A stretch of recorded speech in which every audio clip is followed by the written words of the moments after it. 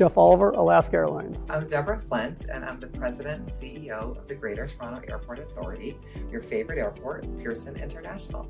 Simon Woods, Director for Air Service Development at the Cincinnati Northern Kentucky International Airport. My name is Alex Lowe, and I work for the Edmonton International Airport. Milton De La Paz, Dallas-Fort Worth International Airport. My name is Nicole Maddox, and I'm with the City of Philadelphia Department of Aviation. Patrick Haley. I am the Air Cargo Facilities Manager at Seattle-Tacoma International Airport. Adel Ismail, and I'm work with Lufthansa Cargo. Yes, Cliff Looper with Phoenix Sky Harbor Airport.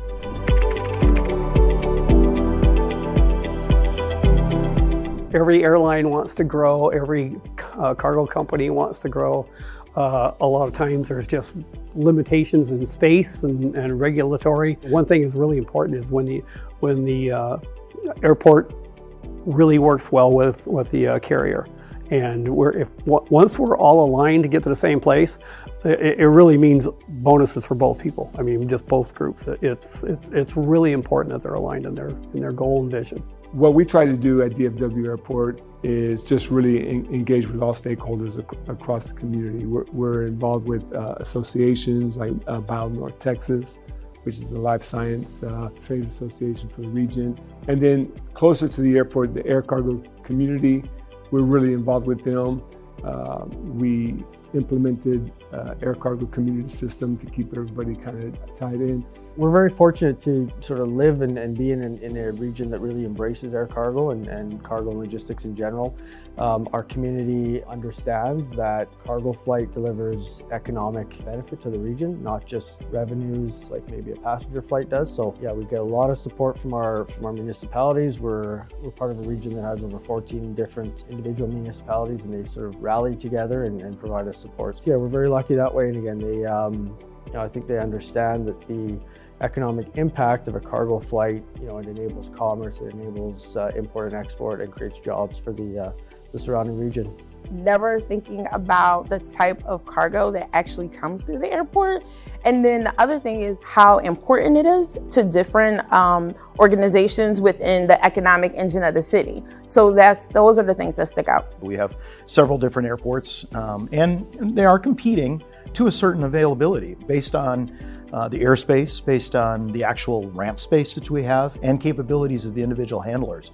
And so we do compete directly with Boeing Field that has certain freight handlers, and Payne Field, which has some freight handlers. But SeaTac, on a 2,500 acre square facility, we pack a lot into that one airport. Basically, moving goods from A to B. Try to do it as efficiently, as securely as possible. The Phoenix Airport actually is the biggest economic engine for the state of Arizona, both passenger-wise and freight-wise. We have a lot of manufacturing there. There's actually a new Taiwanese semiconductor plant that's going in. Huge warehouse under construction. Motorola has announced they're opening a new fab shop, and TSMC, Taiwanese, yes. I would say the moment and the thing that really distinguishes the importance of air cargo here at Pearson is during the pandemic, when early on we were waiting a delivery of PPE, and there were hundreds of people that came out to the airport to view the Antonov landing because it was full of PPE, and that was something that was really in demand and really needed. A year later, when vaccinations became available, we were also a central point for where vaccines were delivered. These were coming to help save lives because they were landing right here at Pearson. So I think those points really demonstrate how important air cargo is to our everyday lives, and especially to our lives during times of crisis.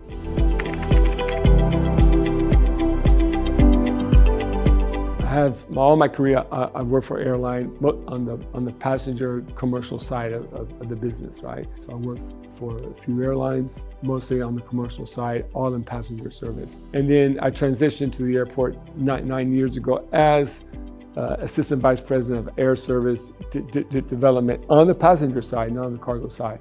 But then just to broaden our scope, we did dabble. I say dabble, I use the word loose term because I wasn't really dedicated to that, but I did work in cargo. I started learning about it. I realized early I had to learn more about it before I really started talking about it.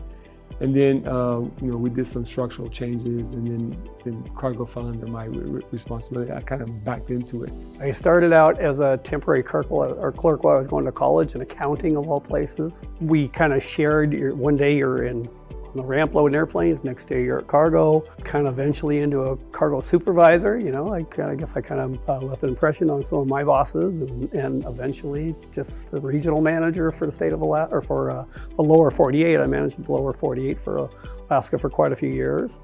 Some friends of mine that I'd gone to high school with were doing this interesting nighttime job unloading cargo planes, and going to university in the daytime and looking to make some disposable income. I joined them on this sort of unique job that they were all doing, and being a bit of a night owl, I think, for most of my life, as people tell me, it seemed like a good fit. As an air cargo facilities manager, which I'm one of the few that's in this type of role, just a little different. Our airport has decided to split the air cargo operation both from an operation perspective as well as facilities, because we own and operate now a majority of our facilities. Well, from my background, I'm a psych major, in all fairness. Studied psychology for several years in the Seattle area. I worked at a handling company for several years just as a part-time job, and really liked the environment. Well, actually, when I was 20, I was working in the oil field as a roughneck. And when I got out of it, I was in a management training program at a hotel, and America West Airlines started up. And the station manager was staying there at my hotel, and met him, and he offered me a position, and I quit my job at the hotel and went to work for them. And I was actually 23 then, and been in the airline or aviation related business ever since then. I was very fortunate that when I was at Oakland International Airport in the San Francisco Bay Area, Oakland International was a major hub for FedEx as well as for UPS. And when I entered into my operations role, I got firsthand experience with the power of air cargo.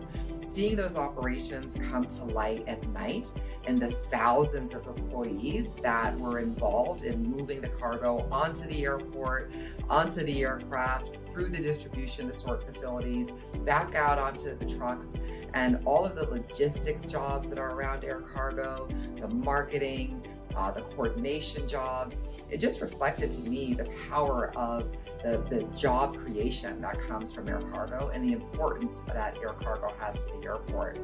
Further on in my career, it also became clear that a lot of times the cargo that's in the belly of the aircraft is why routes can be sustained at an airport. So not only is it great for trade, which is the strength of many of our countries, it's also great actually for passenger traffic because it makes those routes more beneficial, brings more revenue, brings more certainty to those routes as well.